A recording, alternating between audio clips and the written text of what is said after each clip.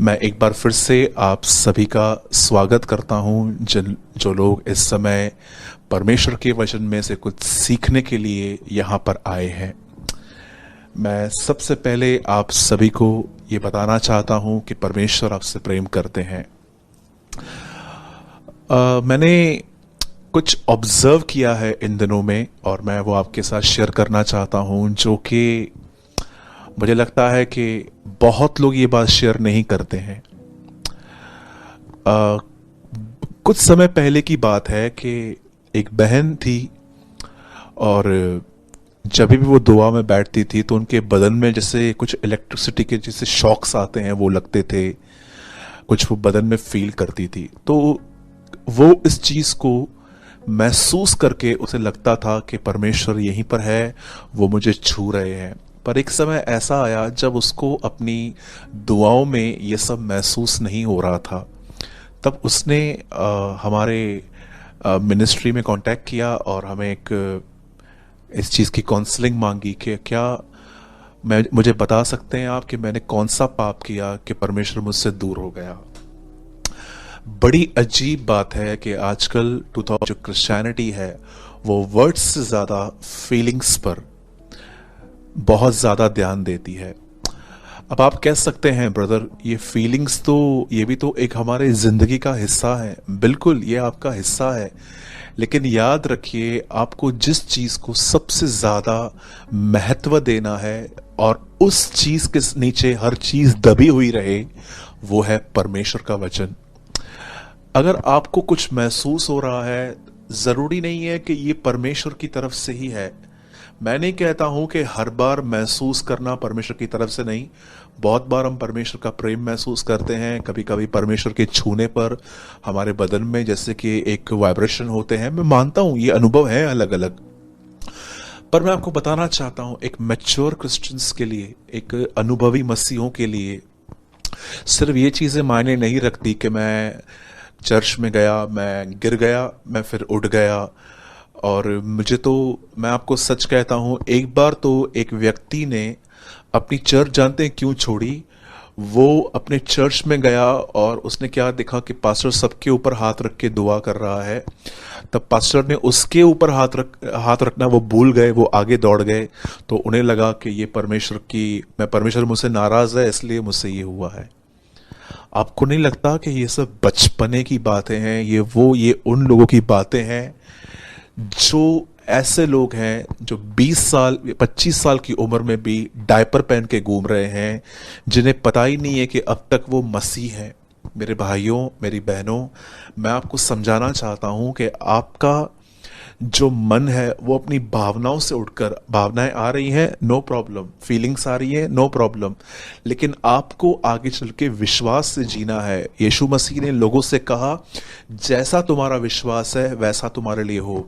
आप गिर गए, उठ गए, आपके बाल खड़े हो गए, फिर सो गए, आपको कुछ महसूस हुआ नहीं हुआ, इससे बढ़कर है आप परमेश्वर के वचन पर विश्वास करके जिए। और जानते हैं वचन क्या कहता है? परमेश्वर ने जगत से ऐसा प्रेम रखा कि उसने अपना इकलौता पुत्र यीशु मसीह दे दिया, ताकि जो कोई उस पर विश्वास करे वह नाश न हो परंतु अनंत जीवन पाए। अब आप मुझे बताइए, परमेश्वर ने अपना प्रेम कैसे प्रकट किया? भावनाओं के द्वारा, अपने बेटे यीशु मसीह को बेचने के द्वारा। मैं आप में से हर व्यक्ति को जो मुझे इस समय देख रहे हैं, मैं आपको कहना चाहता हूं परमेश्वर आपसे प्रेम करता है। और याद रखिए, पवित्र आत्मा जब आपको भर देगा, तो मैं आपको एक वचन बताता हूं जो आपके स्क्रीन पे आ रहा है। जब वो आपको भर देगा तो आपको ये अनुभव जरूर मिलेगा, भले ही आपके बाल खड़े हो न खड़े हो, आप गिर जाएं उठ जाएं, लेकिन आपका ये अनुभव जरूर रहेगा। अगर ये नहीं है तो हाँ, मुझे शक है कि आपने पवित्र आत्मा से आप भरपूर हुए हैं कि नहीं हुए। लेकिन एक पवित्र आत्मा पाया हुआ व्यक्ति, एक परिपूर्ण व्यक्ति इसको जरूर अनुभव करेगा। आपके स्क्रीन पर एक वर्ड है रोमियो 5:5, और आशा से लज्जा नहीं होती क्योंकि पवित्र आत्मा जो हमें दिया गया है उसके द्वारा परमेश्वर का प्रेम हमारे मन में डाला गया है। आप जानते हैं परमेश्वर परमेश्वर ने आपको पवित्र आत्मा क्यों दिया है? ताकि आप हमेशा इस एहसास में जियो कि वो आपसे प्रेम करता है। यीशु ने कहा, मैं जा रहा हूं, मैं तुम्हें अनाथ नहीं छोड़ूंगा, तो मैं तुम्हें पवित्र आत्मा दूंगा। क्यों? ताकि वो पवित्र आत्मा तुम्हें हमेशा महसूस करवाएगा कि आप अकेले नहीं हो, आपका एक पिता है। तो मैं आपको कहना चाहता हूं, परमेश्वर आपसे प्रेम करता है। प्लीज इस समय अपने कैरेक्टर को, अपनी पास्ट के की गई गलतियों को सामने मत रखिए कि ब्रदर मैंने बहुत गलतियां की हैं और आज भी मुझसे कुछ पाप होते हैं। हर व्यक्ति से गलती होती है, हर व्यक्ति से पाप होता है, but the greatest thing is honesty. एक व्यक्ति मान ले खुदा के सामने कि हाँ प्रभु, मैं याकूब हूं, तब परमेश्वर उसे इज़राइल कहता है। मेरे भाइयों, मेरी बहनों, परमेश्वर आपसे प्रेम करता है।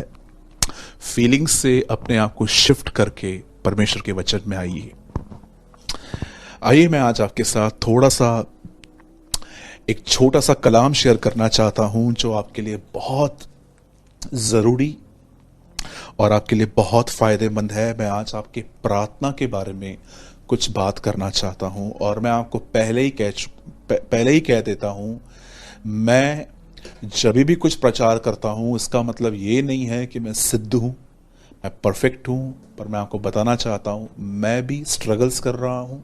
उन स्ट्रगल्स में मैं जो सीखता हूं मैं वो आपके साथ शेयर करता हूं, क्योंकि कभी कभी प्रॉब्लम ये होता है कि कोई आदमी जब परमेश्वर का वचन बांटता है और आपको लगता है कि हाँ ये तो मेरे लिए बात कर रहे हैं, तो ज़रूरी नहीं है कि मैं एक प्रॉफिट हूँ इसलिए मैं ऐसे बात कर रहा हूँ। मैं जानता हूँ कि जिस तकलीफ़ों से मैं जिन प्रॉब्लम्स में मैं गुजरता हूँ, जिन स्ट्रगल्स में मैं फंसता हूँ, निकलता हूँ, आप भी उसमें आते होंगे। तो मुझे कोई बड़ा दर्जा देने की कोई ज़रूरत नहीं है। मैं आपका भाई हूँ और मैं भी आपसे प्यार करता हूँ, इसीलिए मैं चाहता हूँ हम सब प्रभु में बढ़ें।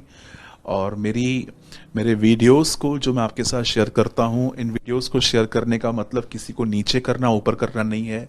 सिर्फ इसलिए है कि हम सही मायनों में परमेश्वर को जान पाएं, उस परमेश्वर को जो सच्चा परमेश्वर है, न कि वो परमेश्वर जो आजकल कुछ लोग प्रचार कर रहे हैं अपनी बुद्धि और समझ से, पर वो परमेश्वर जो पवित्र आत्मा के द्वारा अपने आप को हम पे प्रकट करता है।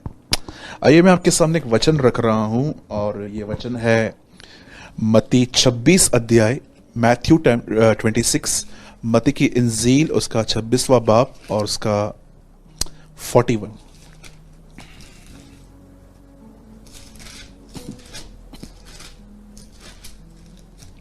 यहां लिखा है, जागते रहो और प्रार्थना करते रहो कि तुम परीक्षा में न पड़ो। आत्मा तो तैयार है परंतु शरीर दुर्बल है। आप सभी जानते हैं कि आज के वीडियो का टाइटल भी प्रेयर के ऊपर है। सबसे पहले मैं आपको बताना चाहता हूं, प्रार्थना न करना एक कमजोरी नहीं है, प्रार्थना न करना एक पाप है, इट्स अ सिन। आप कह सकते हो सूरज भाई ये कहां लिखा गया है? शमूल में लिखा गया है। जब लोग शमूल के पास आके बात करते हैं तो शमूल उनको कहता है, क्या मैं तुम्हारे लिए प्रार्थना न करके प्रभु की दृष्टि में पाप करूं? प्रार्थना न करना, कई लोग जब प्रार्थना नहीं करते हैं तो वो कहते हैं कि हम तो कमजोर हैं, हमसे नहीं होती है। जी देखिए, इन्हीं बातों की वजह से हमें विक्ट्री नहीं मिलती, क्योंकि हमने पाप को बहाने में बंद कर दिया है कि नहीं ये तो होता है। याद रखिए, पाप न करना एक पाप है। अब मैं जो आपको समझाना चाहता हूं आप उस पर बहुत ध्यान दीजिए। जो मैंने वचन आपको पढ़वाया, जो यीशु मसीह ने कहा, ये यीशु ने तब कहा जब यीशु मरने से एक रात पहले अपने चेलों को बार बार कह रहे थे, उठो प्रार्थना करो कि तुम परीक्षा में न पड़ो। देखिए, परीक्षा का आना और परीक्षा में पड़ जाना कितनी अलग अलग बातें हैं। जब तक आप जिंदा हैं तब तक आपकी जिंदगी में परीक्षाएं आएंगी, पर जानते हो कौन से लोग उस परीक्षा में पड़ जाएंगे, पर कौन से लोग हैं जो उसको फेस करके निकल आएंगे? जो लोग प्रार्थना करते हैं वो उसको फेस करके एक विजयी, एक विक्टोरियस एक एक एक विजेता की तरह वहां से निकल आएंगे। लेकिन जो प्रार्थना नहीं करते हैं वो उसमें पड़ जाएंगे। और देखिए उसके बाद मुझे लगता है कि जैसे कि कभी कभी हम एक छोटा सा झूठ बोल के बहुत सारी बातों से बच जाते हैं, पाप करके निकलते हैं। मैं बिलीव करता हूं जो लोग प्रार्थना नहीं करते हैं वो परीक्षाओं में से पाप के द्वारा निकल आते हैं, लेकिन जो लोग प्रार्थना करते हैं वो परीक्षाओं में without sin grace of God से निकल आते हैं। जब देखिए यीशु मसीह को जब पता चला कि जस्ट उसकी नेक्स्ट डे क्रूज पर वो मरने वाला है और उसके बाद जब जी उठने वाला है, तो लिखा है कि वो अपने बाहरी कपड़े उतार के उससे सबके पैर धोए थे। उसके बाद वो उसने एक बहुत बड़ी प्रार्थना की चेलों के लिए, और उसके बाद वो एक गसमनी नामक भाग में आया, एक गार्डन में आया, जहां पर उसके चेलों को उसने कहा कि प्रार्थना करो, पतरस, यूहन्ना और याकूब से, कि तुम परीक्षा में न पड़ो। देखिए परीक्षा तो आएंगी। यीशु ने कहा प्रार्थना करो कि तुम परीक्षा में न पड़ो। अब देखिए यीशु के चेलों ने कई बार ये बात सुनने के बाद यीशु ने दोबारा आके उनको कहा था प्रार्थना करो कि तुम परीक्षा में न पड़ो।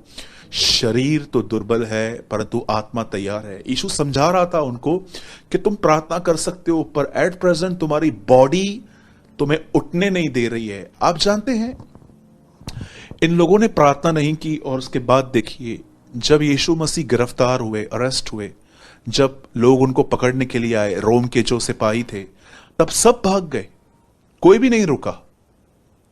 लास्ट में आप देखते रहेंगे कि जस्ट जॉन जो था वो डिस्टेंस से उसको फॉलो करता था, लेकिन लगभग सभी भाग गए क्योंकि उनके अंदर डर आ गया कि कहीं हमें भी ना पकड़ा जाए। मैं आपको पूछना चाहता हूं क्यों आज हम प्रेयरलेसनेस में हैं? क्यों आप में से कुछ लोगों के प्रार्थना जीवन जीरो हो गए हैं? कुछ लोग जो पहले प्रार्थना करते थे वो, मैं नहीं कहूंगा कि प्रार्थना बंद हो चुकी है, लेकिन आपकी प्रार्थना बहुत कम हो चुकी है। और क्यों आप में से कुछ लोग प्रार्थना करने में बहुत आगे थे, पर आप इन दिनों में ये महसूस कर रहे हो कि ब्रदर जो प्रार्थना मुझसे पहले होती थी अब वो मुझसे नहीं हो रही है। मैं आपको बताना चाहता हूं मेरे भाइयों, मेरी बहनों, फॉलिंग कैसे होती है, हम कैसे नीचे गिरते हैं। याद रखिए नीति वचन में एक वचन लिखा गया है, गिरने से पहले घमंड और ऊंचा उठने से पहले नम्रता आती है। हर वो व्यक्ति जो नीचे गिरता है, याद रखिए गिरने से पहले उसने काम किया है, वो है घमंड।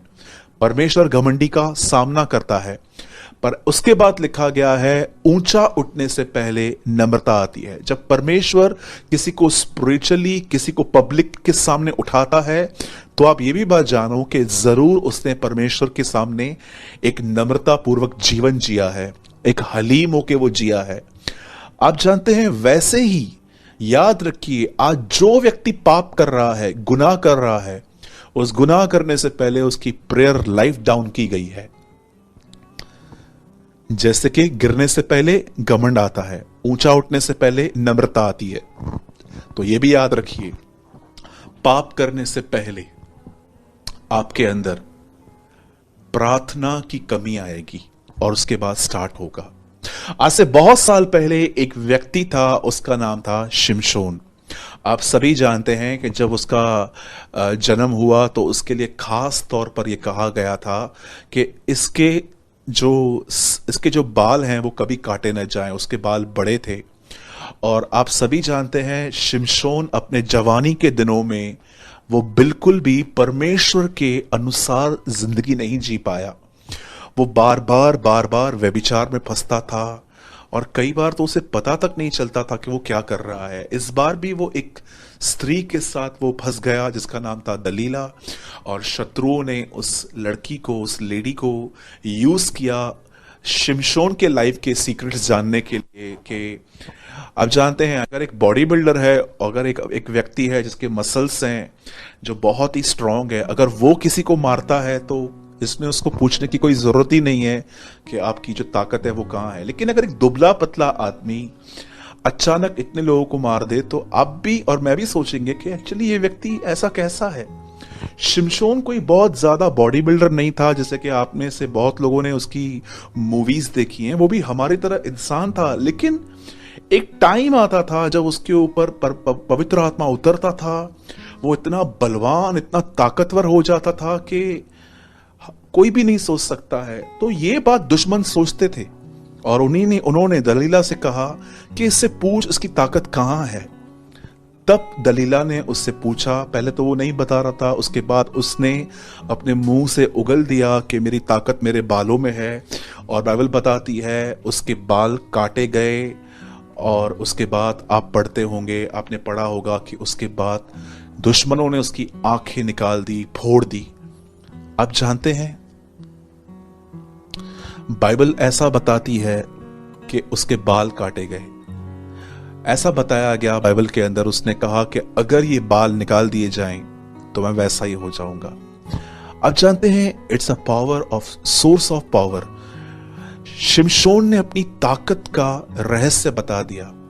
पुराने नियम में जैसे दुश्मनों ने उसके बालों को काटा, मैं आपको बताना चाहता हूं क्योंकि वो जान गए कि ताकत यहां से आ रही है, वैसे ही मैं आपको बताना चाहता हूं शैतान आज जानता है कि मसीहों की ताकत कहां से आती है, इसीलिए वो उस चीज को काटने की कोशिश करता है और वो चीज है प्रार्थना। आज बहुत सारे लोगों ने प्रार्थना के विषय में कोई डिसिप्लिन नहीं रखा है। जब चाहे तब प्रार्थना करते हैं, अगर नहीं हुआ तो नहीं करते हैं। अगर आप घर में बैठे हैं दुआ करने के लिए, बाजू वाला आपके घर में आता है, फ्रेंड्स आते हैं और कहते हैं चलो आज बाहर चलना है, तो क्या आप परमेश्वर को ये कहते हैं मैं जा रहा हूं? क्या आप उनको बोलते हो 1 घंटे के बाद आओ, पहले मैं अपना प्रेयर देखूंगा? आप जानते हैं कैसे प्रार्थना, प्रेयर लाइफ डाउन की जाती है? सबसे पहले याद रखिए, सबसे पहले बहुतों की प्रार्थना क्यों मेरा फोन दीजिए। मैं आपको बताना चाहता हूं आपकी प्रार्थना के डाउन होने का पहला रीजन आपका फोन है। याद रखिए, शैतान अगर आपको कहेगा प्रार्थना बंद कर, तो वह जानता है ये नहीं करेंगे ऐसा। वो बड़ा चतुर है, वो जानता था कि हवा को कैसे गिराना है, कैसे वो सांप के नाई गया।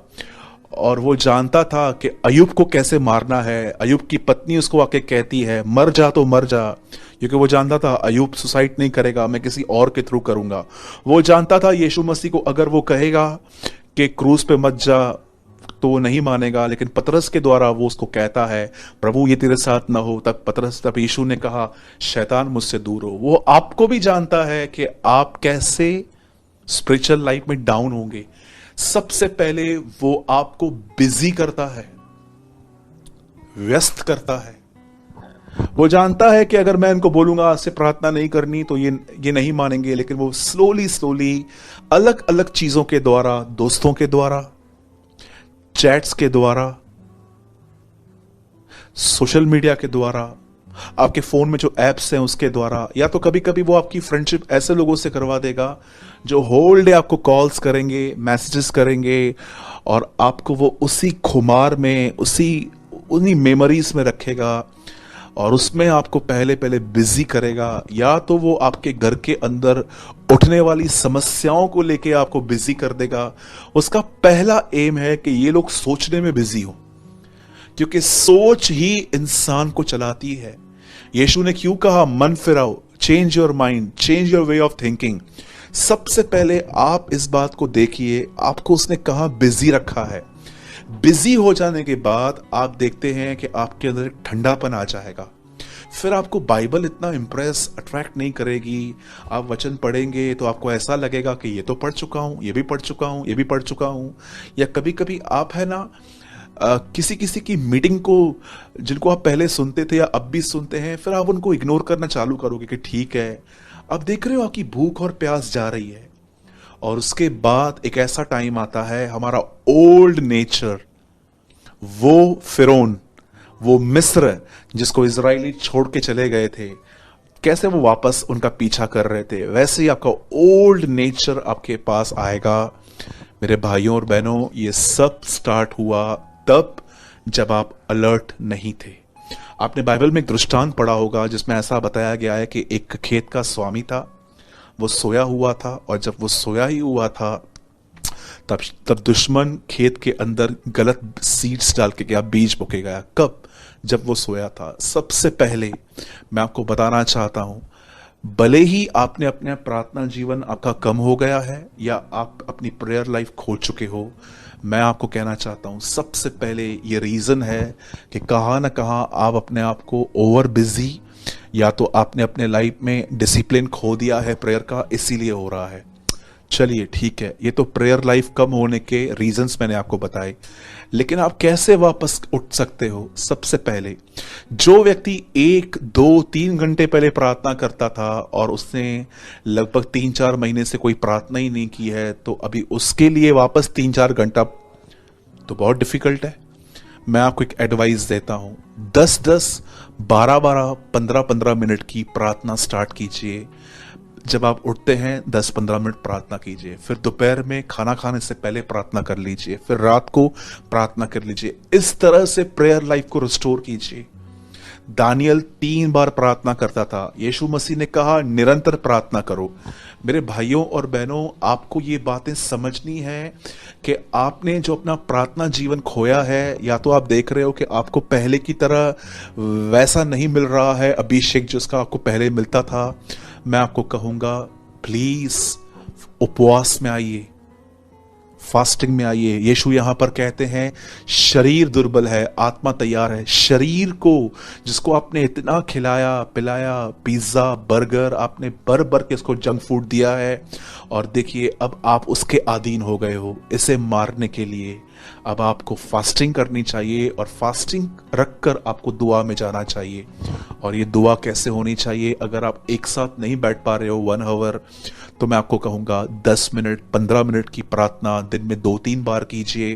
प्रभु से नए नए टॉपिक्स मांगिए। प्रभु को कहिए, प्रभु जो मेरे दिल पर जो जंग चढ़ी हुई है, जैसे लोहे के ऊपर पानी गिरने पर उसमें जंग लग जाती है, फिर उसे निकालने में समय लगता है, वैसे ही प्रभु मेरे दिल पर जो जंग लगी हुई है, तू उसे निकालने में मेरी मदद कर। मेरे भाइयों मेरी बहनों, इस तरह अपनी प्रेयर लाइफ को रिस्टोर करो। ये बहुत जरूरी है। आप में से जो कोई व्यक्ति प्रार्थना करता है पर आपको वैसा अभिषेक नहीं मिल रहा है जैसा आप पहले के दिनों में आप करते थे, तो मैं आपको बताना चाहता हूं, जितना हो सके परमेश्वर के सामने उसकी प्रतिज्ञा को दोहराइए। प्रभु से कहिए, प्रभु आपने कहा है, प्रेरितों के काम में 1 अध्याय में लिखा है कि आप अपना आत्मा हम पर उंडेलेंगे और मैं सामर्थ पाऊंगा। प्रभु आप आज कल और युगानुयुग एक से रहते हैं। प्रभु आप मुझे दीजिए। और मैं आपको सच कहता हूं, कंटिन्यू उसको पुकारिए, आपके पहले के दिन जरूर वापस आएंगे, क्योंकि हमारे पास परमेश्वर को पुकारने के लिए उसके वायदे हैं। और जिन लोगों ने अपनी प्रेयर लाइफ खो दी है, मैं आपसे विनती करूंगा, मैंने 2 बातें बताई, जो लोग खो चुके हैं वो फास्टिंग में जाएं, 10 10 15 मिनट की प्रार्थना स्टार्ट करें दिन में 2 या 3 बार।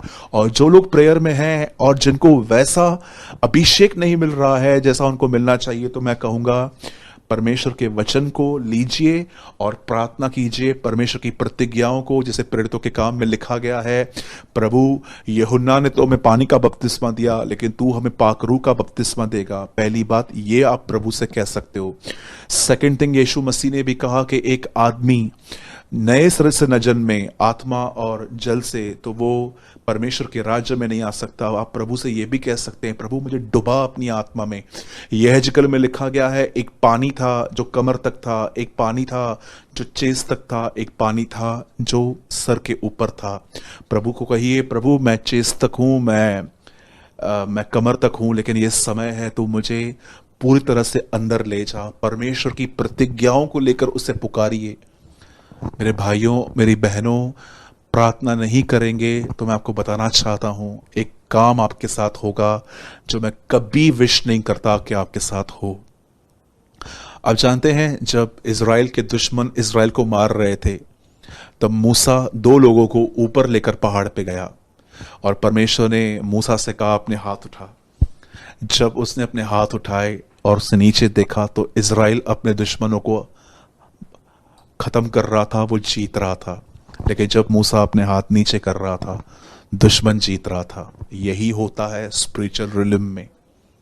जब आप दुआ नहीं करेंगे तो मेरे भाइयों और बहनों, आने वाली परीक्षा आपको, ये मैं आपको बात समझाना चाहता हूं, ये परीक्षाएं बाहर से नहीं, आपके बदन के अंदर से आएंगी। पतरस, याकूब, यूहन्ना को यीशु कहता रहा, चेलों को वो कहता रहा, प्रार्थना करो। जब उन्होंने नहीं की तो क्या हुआ? वो डर गए, उनके अंदर से डर आया।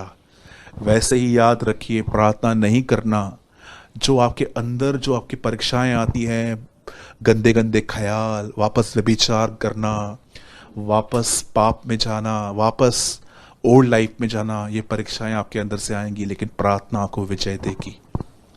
अपने बालों को कटने मत दीजिए। शिमशोन के बाल ही उसके पावर का सोर्स थे, पवित्र आत्मा उसके ऊपर उतरता था। वैसे ही हम नए नियम में रहने वाले न्यू कवनेंट, नई वाचा के जो लोग हैं, हमारी ताकत हमारी प्रार्थना से, वचन से आती है। इन चीज़ों को बंद न करें, अनुशासन करें। Be a disciple. अगर एक डिसाइपल डिसिप्लिन में नहीं जी रहा तो वो डिसाइपल नहीं हो सकता। प्लीज इन बातों पे ध्यान दें। Let's pray.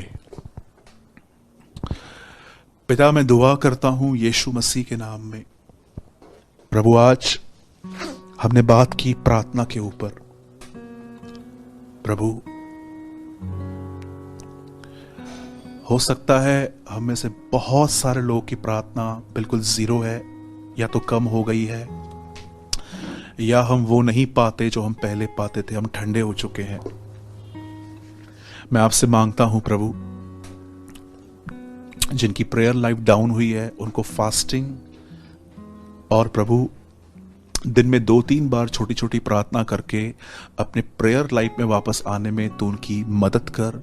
उन्हें बुद्धि दे, समझ दे कि वो किसी भी चीज़ में ओवर लिमिट बिजी ना हो, पर वो हर चीज़ को बैलेंस करें। और प्रार्थना करते हैं प्रभु, जो लोग दुआ करते हैं और उनको पहले की तरह सामर्थ नहीं मिल रही है, खुदावंद तो उन पर दया कर, हर एक पर रहम कर, और उन्हें भी प्रभु तू रिस्टोर कर प्रभु। और उनकी भी जो भूख और प्यास तेरे प्रति ठंडी हो गई है, तो उन्हें भी प्रभु जी रिस्टोरेशन में ले जा। तू हर एक पर दया और अनुग्रह कर। विश्वास करते हैं आपने हमारी दुआओं को सुना, यीशु मसीह के नाम में, आमेन आमेन। मैं विश्वास करता हूं कि आज के कलाम के द्वारा आपने बहुत